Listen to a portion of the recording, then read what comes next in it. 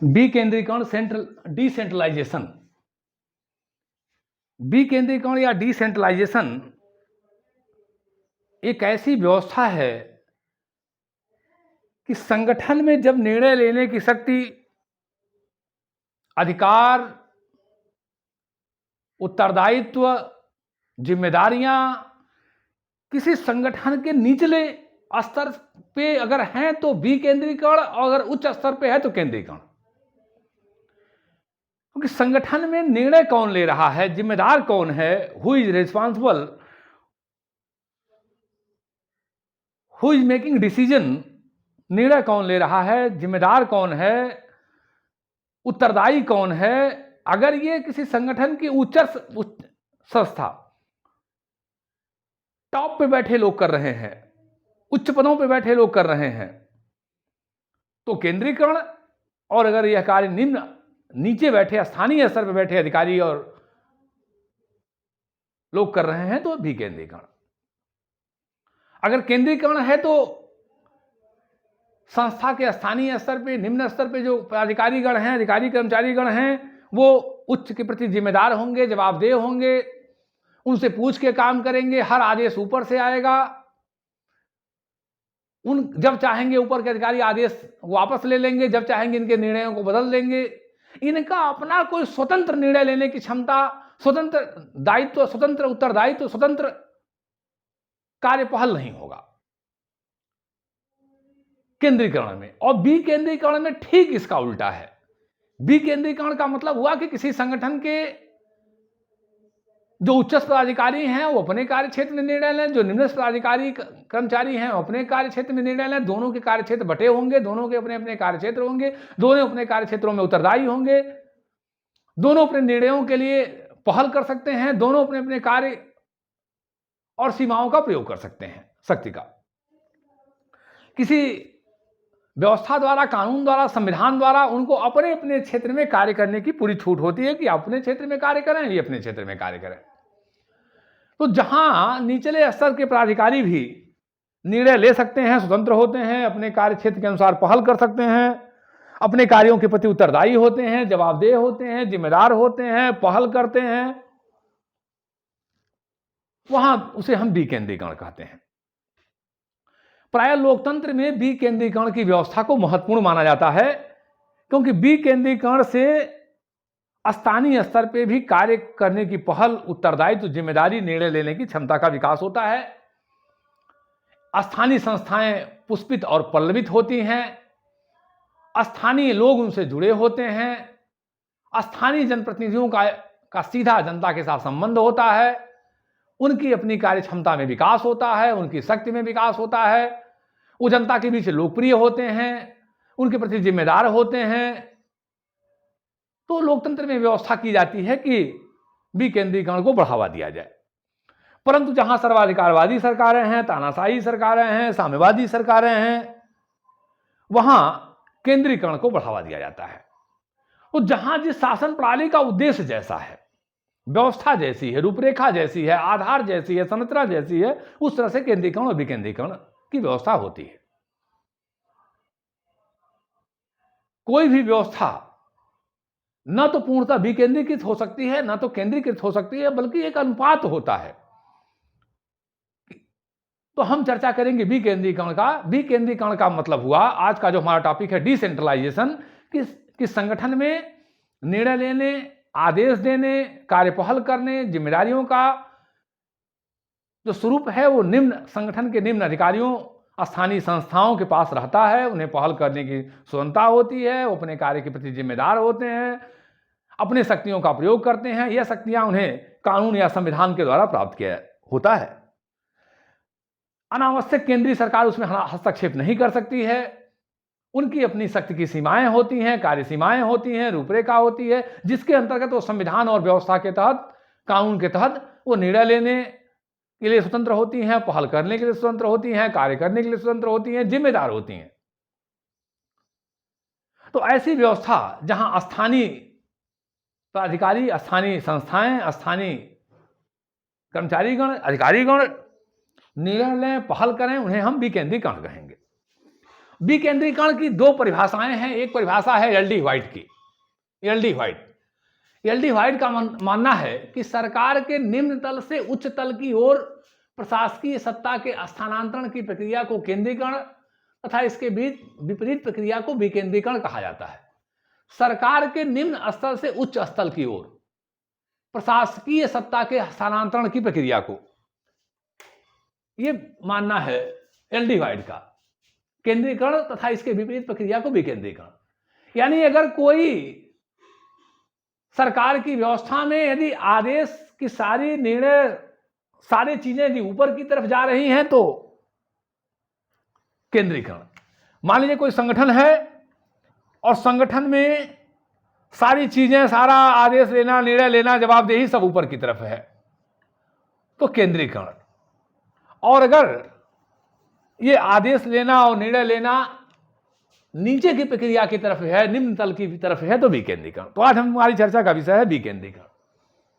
UNDP, United Nations Development Programme, UNDP के अनुसार विकेंद्रीकरण अपने आप में एक साध्य नहीं वरन एक साधन है। विकेंद्रीकरण एक साधन है जिसके द्वारा स्थानीय समुदाय के लिए निर्णय निर्माण की एक खुली, उत्तरदायी तथा प्रभावी व्यवस्था की स्थापना की जाती है। स्थानीय समुदाय के लिए निर्णय निर्माण यानी जो स्थानीय इकाइयां हैं, जो स्थानीय कार्य पद्धतियां हैं, जो स्थानीय कर्मचारी अधिकारीगण हैं, उनके लिए निर्णय लेने की एक खुली, उत्तरदायी और प्रभावी व्यवस्था की स्थापना की जाती है। तो इससे यह सिद्ध हुआ कि विकेंद्रीकरण एक ऐसी व्यवस्था है जिसके माध्यम से किसी भी संगठन के निचले स्तर पर स्थानीय इकाइयों को पहल करने की, कार्य करने की, सबसे महत्वपूर्ण है निर्णय लेने की। निर्णय लेने का काम इतना महत्वपूर्ण है कि हर्बर्ट साइमन ने कहा है कि निर्णय यह बता देगा कि संगठन में किसका पद क्या है। किसी संगठन को आप देखिए, उस संगठन में सबसे प्रमुख कौन पदाधिकारी है, उसके निर्णय लेने की क्षमता पर निर्भर करेगी। तो अगर वो निर्णय लेने की स्थिति अगर नीचे की तरफ है, निम्न तल में है, स्थानीय स्तर पे है तो विकेंद्रीकरण। तो चूंकि आज हमारी चर्चा का विषय विकेंद्रीकरण है, साथ में बहुत केंद्रीकरण की तरफ चर्चा नहीं करूंगा। तो विकेंद्रीकरण में जो निर्णय लेने की क्षमता है वह स्थानीय इकाइयों को होती है, निम्न तल की होती है, निम्न तल के पदाधिकारियों को होती है। वो पहल कर सकते हैं, कार्य करते हैं, अपने कार्य के प्रति जिम्मेदार होते हैं, जवाबदेह होते हैं, और ये सब कुछ उन्हें संविधान या नियम के अनुसार प्रदान किया जाता है।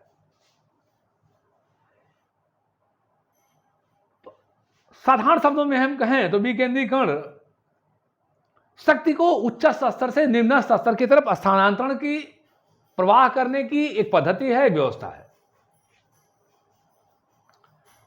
जिसमें उच्च स्तर से शक्तियों को निम्न स्तर की तरफ स्थानांतरण किया जाता है। वो अपने अपने कार्य में स्वतंत्र होती हैं, अपने अपने कार्यों का क्रियान्वयन करती हैं। हम भारतवर्ष में देख लें तो केंद्र की सरकार, राज्य की सरकार, स्थानीय सरकार, विकेंद्रीकरण की व्यवस्था भारतवर्ष में के संविधान के द्वारा है। अपने अपने स्तर पे, अपने अपने संविधान और व्यवस्था के अनुरूप अपने अपने स्तर के कार्य करने के लिए स्वतंत्र है। अब विकेंद्रीकरण के मौलिक तत्व। विकेंद्रीकरण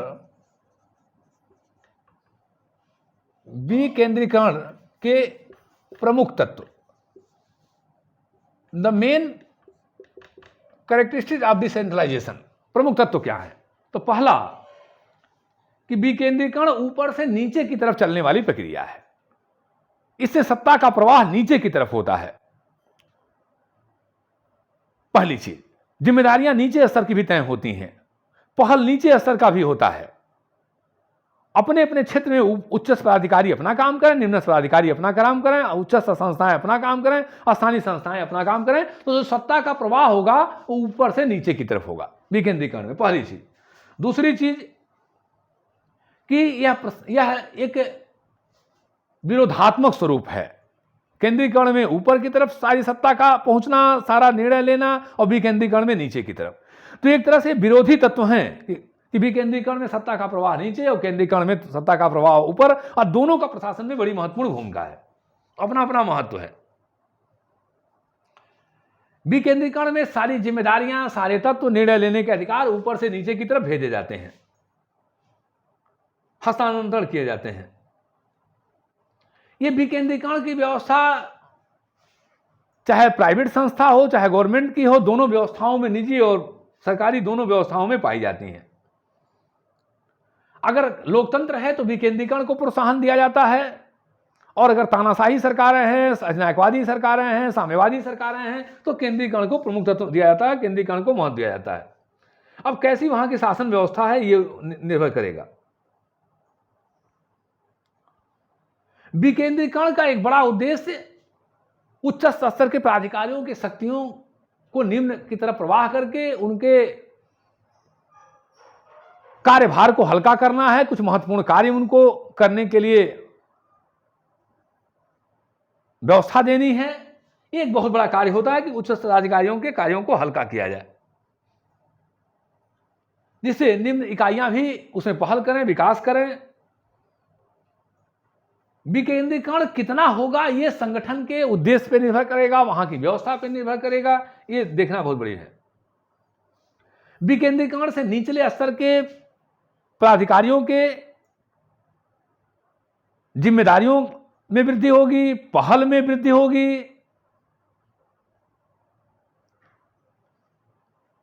निर्णय लेने की क्षमता में वृद्धि होगी, उत्तरदायित्व में वृद्धि होगी। ये विकेंद्रीकरण की सबसे बड़ी प्रमुख तत्व है कि निम्न प्राधिकारियों में, स्थानीय संस्थाओं में पहल करने की क्षमता विकास करेगा। खुद से वो कुछ कार्य करने की स्थिति में आएंगे, नहीं तो सब कुछ वो केंद्रीकरण पे ऊपर के प्राधिकारियों को देखेंगे कि भाई वो जो कहें वही हम करेंगे, तो पहल करने की क्षमता का उनका विकास खत्म हो जाता है, विकेंद्रीकरण में बढ़ जाता है।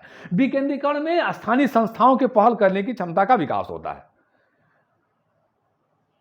उत्तरदायित्व का विकास होता है, उत्तरदायी होते हैं, जिम्मेदार होते हैं, निर्णय लेते हैं, तो स्थानीय संस्थाओं की भूमिका बड़ी महत्वपूर्ण हो जाती है। अब सवाल उठता है कि विकेंद्रीकरण के लाभ, क्योंकि कोई भी संगठन के लाभ और हानि दोनों तत्व मौजूद होते हैं, तो विकेंद्रीकरण व्यवस्था के लाभ क्या हैं और हानि क्या हैं, इस पर हम चर्चा करेंगे। तो पहले हम चर्चा करेंगे कि विकेंद्रीकरण के लाभ। विकेंद्रीकरण के लाभ, प्रॉफिट ऑफ डिसेंट्रलाइजेशन।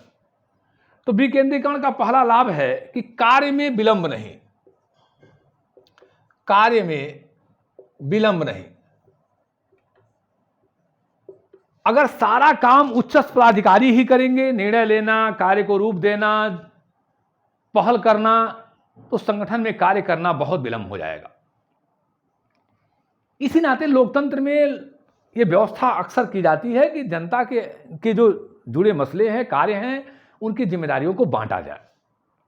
विकेंद्रीकरण में जो स्थानीय समस्याएं हैं, उनके प्रति स्थानीय जो जिम्मेदार लोग हैं, स्थानीय पदाधिकारी गण, अधिकारी गण, संस्थाएं, जब कोई कार्य उनके सामने आता है तो तुरंत वो निर्णय ले लेते हैं अपने अधिकार क्षेत्र में। मैंने बार बार कहा अपने अधिकार क्षेत्र में, क्योंकि संविधान और कानून से तय होगा उनका अधिकार क्षेत्र क्या है।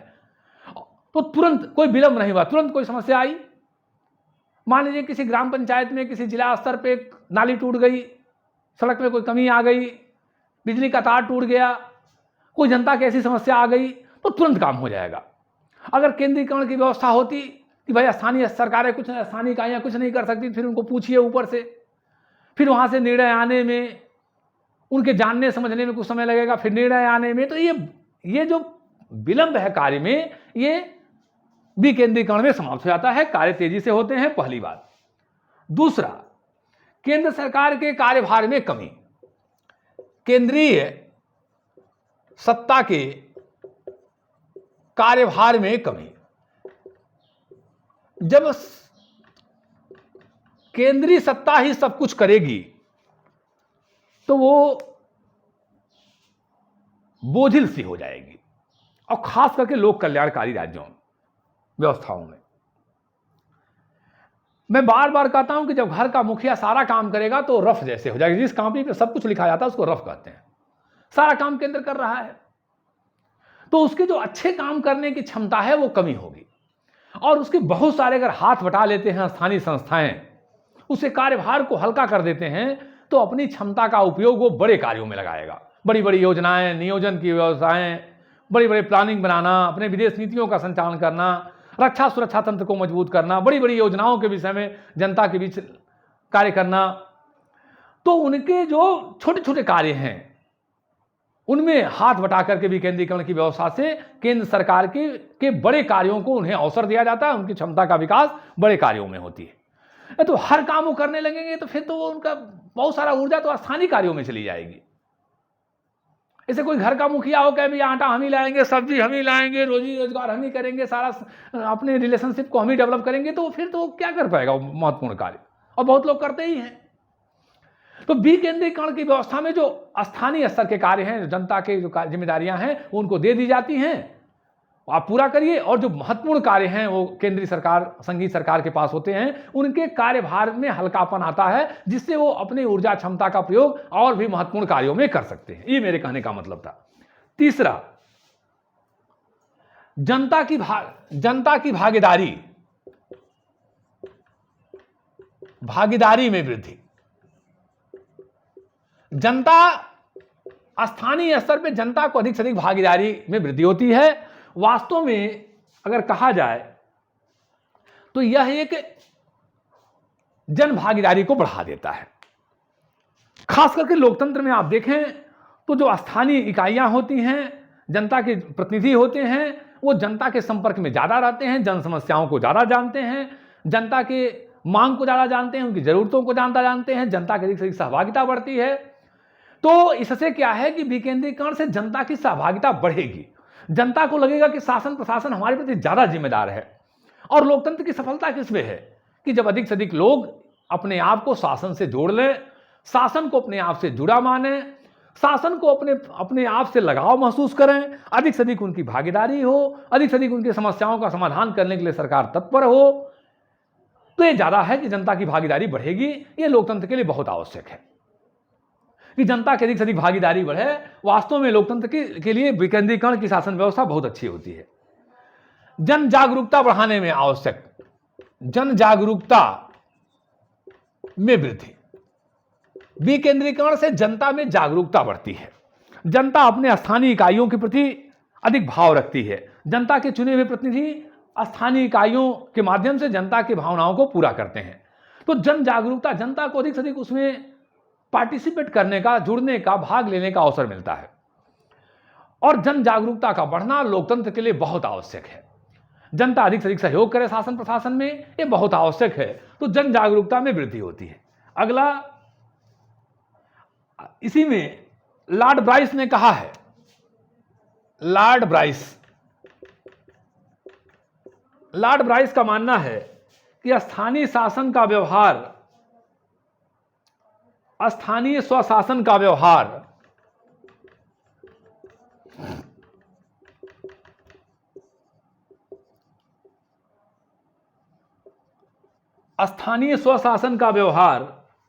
लोकतंत्र का सर्वोत्तम स्कूल तथा उसकी सफलता की, लोकतंत्र का सर्वोत्तम स्कूल तथा उसके सफलता की सबसे अच्छी गारंटी है।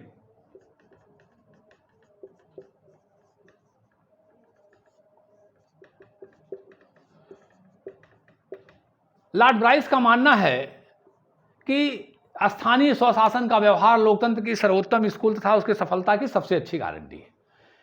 कि लोकतंत्र के लिए आवश्यक है कि स्थानीय स्वशासन को विकास किया जाए, उनको बढ़ाया जाए। ये सबसे अच्छी बात है कि स्थानीय स्वशासन को बढ़ाया जाए। पांचवां, सत्ता के दुरुपयोग की संभावना कम। सत्ता के दुरुपयोग की संभावना में कमी। इसी को हम कह सकते हैं लाल फीताशाही में कमी। लाल फीताशाही में कमी। जब सारा काम केंद्र करेगा तो लाल फीताशाही में वृद्धि होगी। लाल फीताशाही का मतलब सरकारी पदाधिकारीगण। और भारतवर्ष में तो मैं बार बार कहता हूं कि एक बहुत बड़ा वर्ग हमारे यहां लाल फीताशाही का अपने पद सत्ता के दुरुपयोग में लगा है। तो सत्ता के दुरुपयोग की संभावना में कमी होगी डिसेंट्रलाइजेशन में, विकेंद्रीकरण में। कुछ काम स्थानीय पदाधिकारी करेंगे, कुछ उच्च पदाधिकारी करेंगे। भारतवर्ष में तो केंद्र सरकार, राज्य सरकार, स्थानीय संस्थाएं, तिहरे स्तर पर व्यवस्था है और ज्यादा महत्वपूर्ण है। तो जब स्थानीय पदाधिकारी काम करेंगे तो निश्चित रूप से सारा काम उच्च पदाधिकारी नहीं करेंगे। तो सारा काम उच्च पदाधिकारी नहीं करेंगे तो लाल फीताशाही में कमी आएगी, उनके सत्ता के दुरुपयोग में कमी आएगी। कुछ काम उच्च पदाधिकारी करें, कुछ निम्नस्थ करें, ये ज्यादा अच्छा होगा। सुशासन की स्थापना में आवश्यक, सुशासन की स्थापना में आवश्यक, वास्तव में यह आवश्यक है कि सत्ता का बांटा जाए, विकेंद्रीकरण किया जाए। अगर सुशासन लानी है, अच्छी शासन व्यवस्था लानी है, तो सत्ता का विकेंद्रीकरण होना चाहिए। ऐसा गांधी जी का मानना था।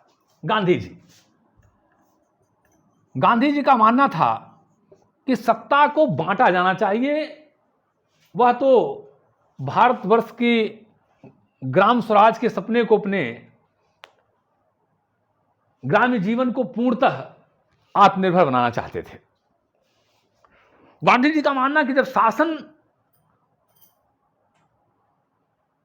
का पहल, शासन की सत्ता ग्राम पंचायतों के पास आएगी, जितना अधिक से अधिक उनको हस्तांतरित की जाएगी, ग्राम पंचायतों को मजबूत किया जाएगा, उन्हें आत्मनिर्भर बनाया जाएगा, उन्हें निर्णय लेने की क्षमता दी जाएगी, अपनी जरूरतों के लिए उनको आगे किया जाएगा, तो वास्तव में भारत में लोकतंत्र सफल होगा।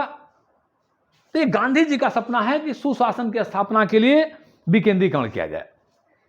गांधी जी विकेंद्रीकरण व्यवस्था के समर्थक हैं। उनका मानना है कि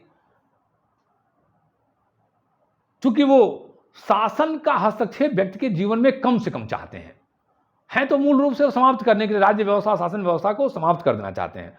वो आत्मा के शासन से शासन व्यवस्था, व्यक्ति की व्यवस्था को चलाना चाहते हैं। लेकिन अगर राज्य रहे भी तो न्यूनतम से न्यूनतम रहे। वो थोरों से प्रभावित हैं कि सरकार को न्यूनतम शासन करना चाहिए, थोरों। तो वो न्यूनतम से न्यूनतम सरकार चाहते हैं, शासन सत्ता चाहते हैं, और उसमें भी विकेंद्रीकरण व्यवस्था के समर्थक हैं। तो विकेंद्रीकरण की व्यवस्था सुशासन को लाने में, अच्छी शासन लाने में, क्योंकि इससे शासन में कुशलता बढ़ेगी, शासन में कुशलता बढ़ेगी, कुशलता, खुलापन बढ़ेगा। जो बंद व्यवस्था है, निर्णय लेने की सारी चीजें, वो उसमें कमी आएगी, कुशलता बढ़ेगी, खुलापन बढ़ेगा, जवाबदेही बढ़ेगी। जवाबदेही, भैया स्थानीय स्तर के पदाधिकारी अपने कार्य के लिए जवाबदेह होंगे ना कि हमें क्या करना है। लोगों के बीच अंतःक्रिया बढ़ेगी, अंतःक्रिया में वृद्धि, लोगों के बीच अंतःक्रिया में वृद्धि, लोगों में अंतःक्रिया में वृद्धि होगी, अंतःक्रिया में वृद्धि होगी, अधिक से अधिक लोग उस व्यवस्था में शामिल होंगे। तो स्थानीय स्वशासन को मजबूत करने के लिए विकेंद्रीकरण बहुत ही आवश्यक है। स्थानीय संस्थाओं के विकास में आवश्यक, स्थानीय संस्थाओं के विकास में आवश्यक। विकेंद्रीकरण से स्थानीय स्वशासन को ऊर्जा मिलेगी, स्थानीय स्वशासन को प्राणवायु मिलेगी, उसकी क्षमता, कार्यक्षमता, उत्तरदायिता, जिम्मेदारी, शक्तियों में वृद्धि होगी। त्वरित कार्य करना, स्थानीय शासन को मजबूत करना, उनकी कार्यक्षमता में वृद्धि करना, एकदम उन्हें ऑक्सीजन मिल जाएगा, उनकी कार्यक्षमता में वृद्धि होगी, उनकी गति में वृद्धि होगी, उनकी जवाबदेही में, जिम्मेदारी में। संसाधनों का समुचित प्रयोग होगा, संसाधनों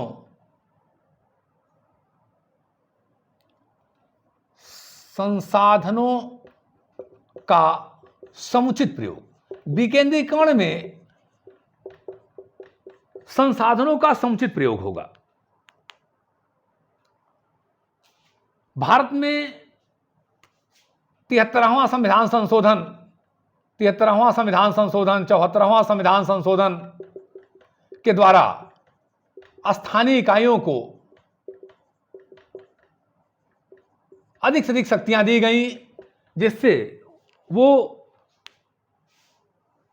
उन्हें प्रोत्साहन दिया गया, जिससे वो संसाधनों का बेहतर प्रयोग करें। जो हमारी स्थानीय सरकार होगी, जो हमारी स्थानीय स्वशासन की व्यवस्था होगी, जो हमारी उपलब्धता होगी संसाधनों की, उनका बेहतर से बेहतर प्रयोग करेंगे। इस नाते विकेंद्रीकरण आवश्यक है कि संसाधनों का समुचित बढ़िया से प्रयोग किया जाए। स्थानीय पहल को प्रोत्साहन।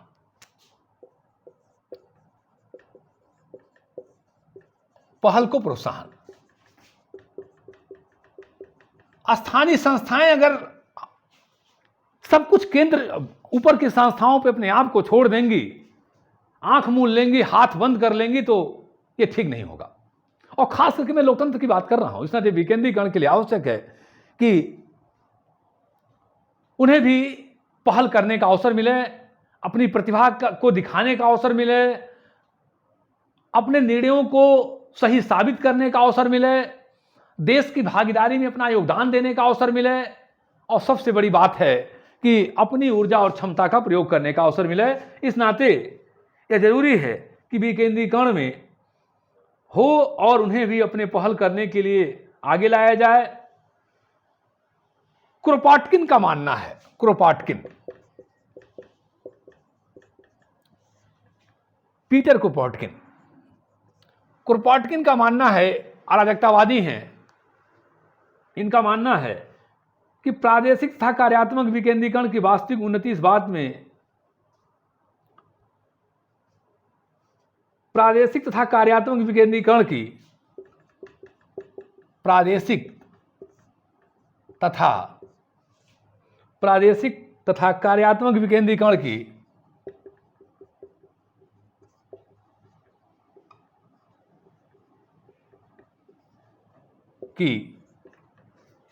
वास्तविक उन्नति इस बात में निहित है कि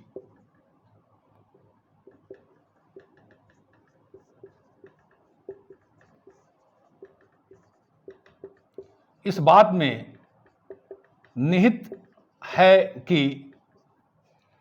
में निहित है कि इससे व्यक्तिक व स्थानीय पहल की भावना का